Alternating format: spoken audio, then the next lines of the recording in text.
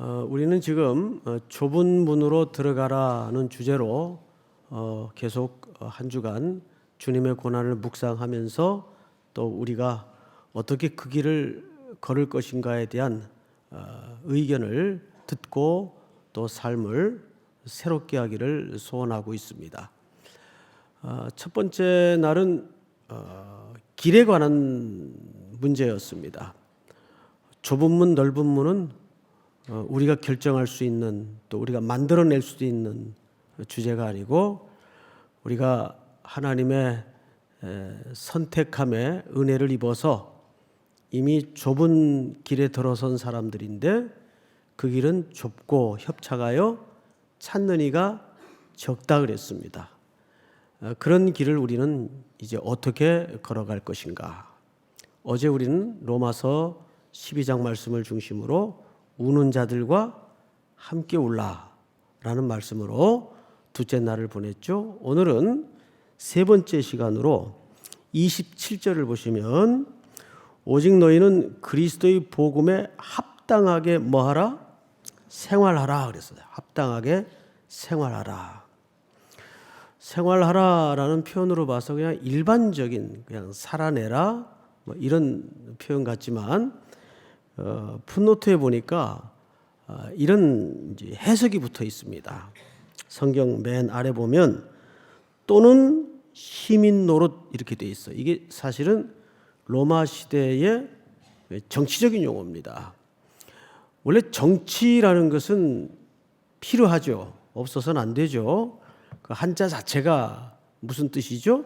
바를 정자에 다스릴 치자입니다. 정치를 오용하고 악용하는 게 문제지 정치는 해야 되고 정치는 필요합니다. 그것은 교회에서도 마찬가지예요. 정치꾼이 문제고 정치적이 문제지 정치 자체는 없어서는 혼란이 일어날 수밖에 없습니다. 자, 그런데 과연 이 말을 바울이 여기서 왜 했을까? 우선 이 빌립보서를 안고 있는 시대적 배경과 위치를 좀 이해할 필요가 있어요. 이 지역은 마게도냐라는 커다란 지역에 들어가 있는 도시입니다.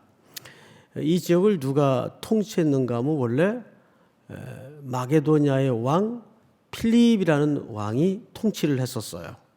그러다가 그가 죽고 그 아들, 유명한 아들인데 이름 들으면 아실 거예요. 알렉산더. 바로 그가 필립의 아들입니다. 그가 이 지역을 이어받아서 통치를 하다가 누구랑 전쟁을 하냐 하면 바로 이 시대의 제국인 로마와 전쟁을 하게 돼요. 지죠. 그래서 이쪽을 다 뺏깁니다. 그래서 이 마게도니아 지역, 특별히 이 빌립보가 로마로 넘어가게 됩니다. 로마 제국이 되는 거죠. 처음에 로마가 이 지역을 맡았을 때는 어떤 성격의 도시였는가 하면 말 그대로 야만의 도시였어요. 더 이상 험할 수 없을 정도로 철저한 무너지고 황폐하고 거칠고 끔찍한 도시였습니다. 로마는 많은 그 당시 세계의 대부분을 장악했지만 두 가지 식민지 정책을 폈습니다. 직접 점령해서 통치하는 방법을 하나 쓰곤 했어요. 예를 들면 그런 지역은 주로 험한 지역입니다. 거기에는 총독들을 파견해요. 그런데 또 하나는 콜론 제도라 그래서 직접 주둔하거나 파견하지 않고 원로 회의에서 관할을 합니다. 해서 그 지역의 질서가 로마의 가치와 로마의 문화와 로마의 정신을 잘 구현하면 원로 회의에서 결정을 어떻게 하냐면 이 지역은 로마의 제국 아래 인정을 한다.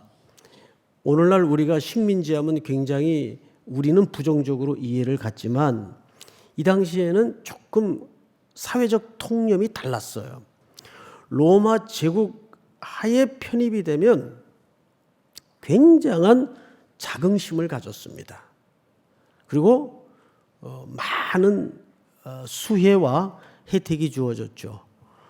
그래서 이 지역에 누구를 대거 진입을 시키냐면 퇴역 장군들과 군인들을 투입시킵니다. 질서를 잡기 위해서.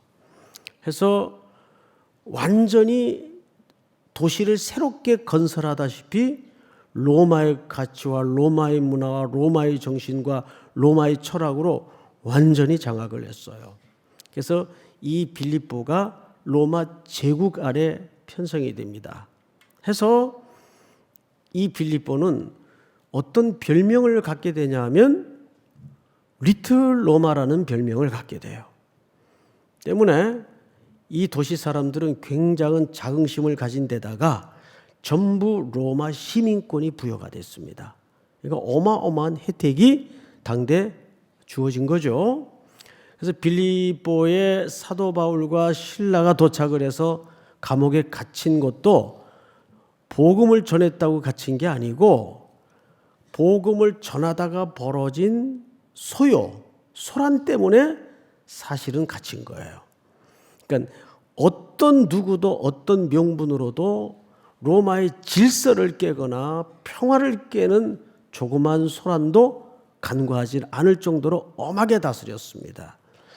그래서 여기서 복음에 합당한 생활을 하라는 것은 무슨 뜻인가 하면 시민 노릇을 하라 그 말이에요. 로마의 시민답게 생활을 하라. 그런 개념을 사도 바울이 차용을 한 겁니다. 베드로 사도는 우리 그리스도인들의 정체를 이렇게 정의했어요. 한 군데만 읽어드리겠습니다. 사랑하는 자들아, 거류민과 나그네 같은 너희를 권하노니 영혼을 거슬러 싸우는 육체의 정욕을 제어하라. 우리 성도들을 두 가지로 묘사했죠. 하나는 거류민, 또 하나는 나그네. 사실 의미는 같은데 조금 미세한 차이가 있어요. 거류민은 말 그대로 임시로 머무는 사람이에요. 그러니까 그 도시 사람이 그 나라 사람이 아닌 거죠. 그래서 거류증이라는 걸 받잖아요. 남의 나라에 거주하려면 요즘 비자 같은 게 있듯이 거류증이라는 걸 받아요. 그 말은 무슨 뜻인가 하면 원래는 그 도시나 그 나라 사람이 아니라는 뜻이에요. 또 거류민이요 뭐라 그랬죠? 나그네라 그랬어요. 나그네라는 말은 무슨 뜻일까요? 돌아갈 집이 있는 사람들입니다. 이제 돌아갈 사람들이에요. 그러니까 우리의 본질을 사도 베드로는 두 가지로, 그 기간에 우리는 이제 좁은 길을, 협착한 길을, 아무도 찾지 않는 길을, 가려하지 않는 길을 가기로 붙잡혀 선택된 사람들입니다. 자, 그런데 이 길을 가는데 오늘 빌립보의 사도 바울은 뭐라고 얘기를 하냐면 복음에 합당한 생활을 하라. 왜 이런 표현을 썼을까요? 우리가 지금 거류민으로 여기 살고 있어요. 원래 이 땅에 소속된 사람들이 아니라는 말이에요. 그래서 거류민으로 나그네로 돌아갈 집이 있는 사람이기 때문에 여기에서 좁고 협착한 길을 걷는 동안에 우리는 하늘의 시민권을 가진 자로서 이 이웃들과 어떤 삶을 살면서 이 좁은 길을 걸어가야 할 것인가에 대한 설명을 사도 바울이 하고 싶은 거죠. 자, 그러면 그럼 어떻게 가야 되겠는가? 어떻게 가야 되겠는가? 보십시다. 이는 내가 너희에게 가보나 떠나 있으나 너희가, 지금부터 나오는 세 가지 표현을 집중해 주시기 바랍니다. 한 마음으로 서서 한 뜻으로 복음의 신앙을 위하여 협력하는 것과 그랬어요. 협력하는 것과. 자, 따라서 한번 해볼까요? 한 마음, 한 뜻, 협력하는 것. 이 표현들은 성경에 지금 번역으로 돼서 우리가 그 뉘앙스를 제대로 살려낼 수가 없는데 풀어 설명을 하자면 이런 뜻입니다. 이게 전부 병영 문화의 군사 용어입니다. 로마는 1000년의 제국을 구가했죠. 그래서 시오노 나나미가 쓴 로마인들의 이야기라는 책을 보면 굉장히 분량이 많죠. 거기에서 참 그 로마에 대한 그 배울 점이 굉장히 많아요. 여러 가지가 있는데 그 중에서 로마인들이 가장 뛰어난 게 수용성입니다. 수용성. 예를 들어서 로마와 어떤 나라가 전쟁을 했어요. 근데 적이지만 적이 쓰던 병법이 굉장히 탁월하단 말이에요. 이기긴 했지만. 그럼 그 다음 전쟁 때까지 반드시 그 병법을 적의 병법이라고 해서 이게 아니고 받아들여요. 그래서 그것을 자기 것으로 소화합니다. 그래서 철저하게 자기 것이 되도록 훈련을 하는 거예요. 그럼 그런 표현들을 여기 왜 썼을까? 우선 한마음이라는 것은 이런 뜻입니다. 한마음으로 서서 그랬죠. 이건 기마전을 할 때 쓰던 개념이에요. 예를 들면 우리 운동회나 군에 경험이 있는 분들은 추억이 있을 겁니다. 한 번씩 기마전들을 다 해봤어요. 원래 정식으로 기마전을 하면 한 팀이 몇 명으로 구성되는지 아세요? 한번 머릿속으로 휘리릭 생각을 해보세요. 5명입니다. 자, 우선 떡대가 좋은 친구가 중앙에 딱 먼저 섭니다. 서서. 그러면 양쪽에 좀 완력이 좋은 친구들이 깍지를 끼고 딱 양쪽 어깨에다 걸죠. 그리고 이제 뒤에는 앞으로의 전진과 밀리지 않을 것을 대비해서 푸시맨이 또 뒤에 붙어요. 그리고 이제 위에 올라타는 사람이 있는데 이건 경량급이 반드시 타야 됩니다. 헤비급이 타면 이 전력에 문제가 생기겠죠. 경량급 저 같은 사이즈가 딱 좋아요. 근데 경량급이라고 해서 아무나 태우는 게 아니고 이렇게 전투력이 좋은 사람들이 태워집니다. 그러면 가볍잖아요. 그러면 태운 사람들이 힘이 좀 덜 들고 기동력에서 훨씬 상대방보다는 우월해지겠죠.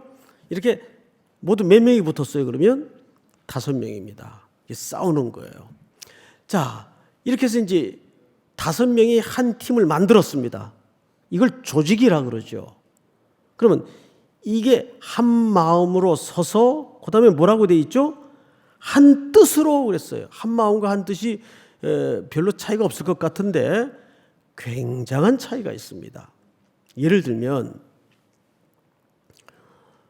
지금 적과 대치하면서 싸우는데 양쪽에 깍지 낀 친구 둘이가 자기 사정이 다 달라서 뭐 급하다고 자꾸 딴소리하고 둘이 투닥거리고 마음이 안 맞아서 삐그덕거리고 그러면 이게 지금 어떻게 되겠어요? 이건 유기적 조직이 안 되는 거예요. 그냥 조직밖에 안 되는 거예요.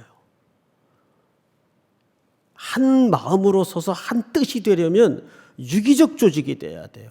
어떻게 하든 적을 향해서 우리가 무너지지 않고 이겨야 되겠다라는 철저한 전쟁에 대한 분명한 목적의식이 있어야 되겠고 서로를 잘 견뎌줄 수 있는 합일된 마음이 가능해야 이 조직이 견고해지는 거예요. 이걸 보통 우리는 유기적 관계라고 말합니다. 자, 그런데 협력하는 건 뭐예요? 협력하는 거는 단순히 도와주고 이런 게 아니에요. 이 개념이 역시 로마의 전쟁 속에서 생성되는 개념인데 이런 뜻입니다. 로마는 주로 이렇게 넓은 평야에서 전쟁을 할 때 3열 진법을 씁니다.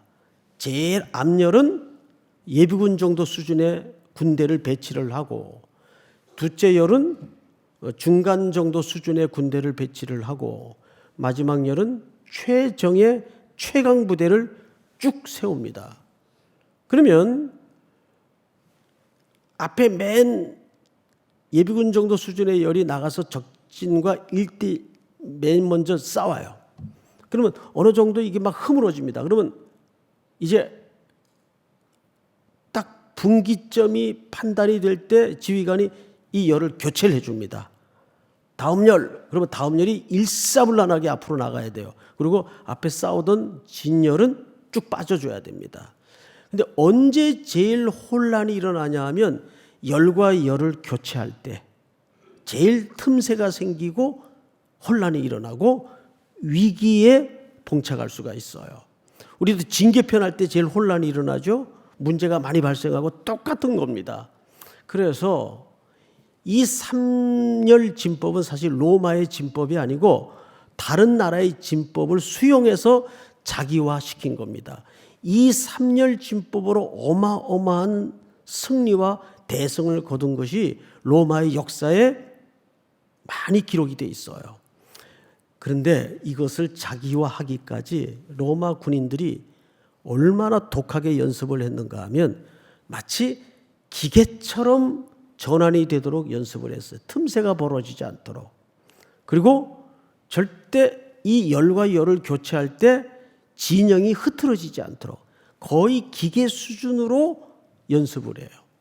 자, 왜 그렇게 연습을 할까요?